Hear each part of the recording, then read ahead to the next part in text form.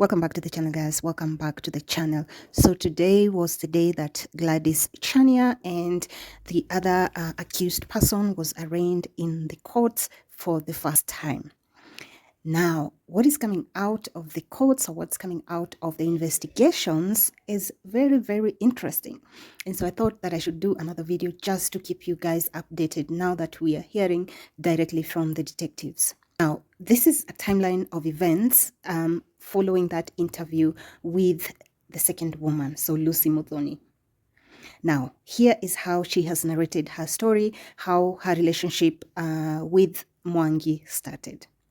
So, sometime late last year, a woman identified as Lucy Muthoni, who was looking for a rental house, met the deceased during one of his visits back home.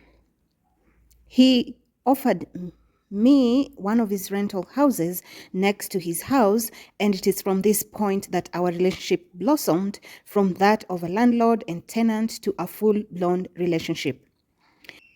Their love relationship was no longer a secret, as every time the deceased was home, he would be spotted side by side with the woman at a local entertainment joints and other social gatherings. Some of the family members intimated to the detectives that the deceased had introduced Lucy to his family as his second wife, and she was well known to the extended family. On the fateful day, the day that Mwangi was murdered, Lucy had accompanied him to a family function in Kimonyo, where the main suspect was also in attendance. According to some eyewitnesses, Lucy was on the driver's wheel of the deceased double-cabin truck, registration number KBY 849M, and if I find that car, I will post it for you to see it on the screen. After the function, they headed back to Mangu. Upon arrival back home in Mangu, she parked the vehicle and left for her house while the deceased proceeded to his residence, since they are neighbors. Meanwhile, the main suspect, Gladys, had arrived earlier and was in the house. Now we are talking about this house on the screen. That's the house I believe Mwangi was murdered in.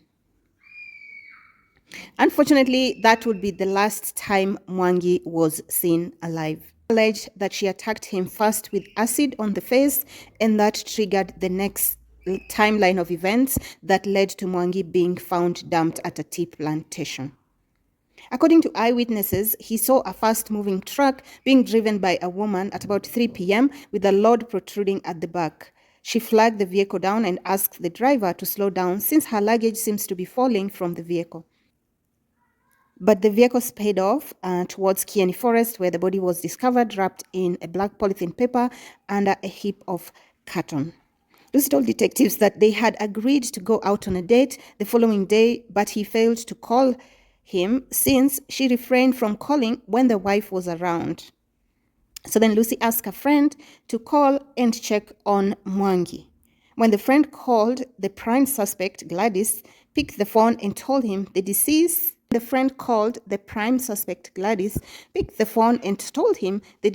had gone for a walk and left the phone behind. According to the main suspect, Gladys Chania, and this is a story we have been told again and again, the deceased left the house on Sunday at 10 a.m. on foot, leaving behind his mobile phone and never returning, prompting her to file a missing report at Mwea Police Post on Tuesday, September 11th at 8 p.m. However, on the same day she made her report, eyewitnesses reported to have seen a woman driving the deceased vehicle towards Kiamunyaka Center, where the vehicle developed a flat tire and was fixed. According to a statement by the mechanic who fixed the tire, the woman asked for directions to Naivasha, and after she was directed, she took off. The detectives investigating this gruesome murder case also learned that the woman had hired a new employee identified as Maurice Kamau on the eve of the murder after their previous one, John Mwangi, who had worked at the home for almost 4 years, allegedly failed to return home after he was sent to deposit some money on M-Pesa. He is still missing. I just hope that we are not looking at a double murder situation, allegedly. Anyway, the newly hired employee, who is also a suspect in the murder, told detectives that on the day the deceased body was discovered, he had been asked by the main suspect to assist her in carrying a heavy load that was destined to the airport to the back of the cabin of the truck. Wow. As reported earlier, police believe strongly that George Mwangi was killed at his home, then his body dumped in the forest. Now, earlier yesterday, Gladys Njeri, alias Gladys Chania, was arraigned in court and is being remanded for up to 7 days to allow police to conclude investigations involvement in the murder of her husband, George Mwangi. So guys, that's what we know for now. Guys, everything I say on this video is alleged, and I want to emphasize that. Be very sensitive in the comments section. Remember, this case has not been determined. We may think that we know everything, but we know nothing. So just be very careful with the comments that you put out there. We really don't know what happened. So this is what the police are trying to investigate. And until that investigation is over, just know that everybody is innocent. Thank you so much for coming back to my channel. Thank you for watching this video, guys. If you're not subscribed to the channel, please make sure you subscribe to the channel right now.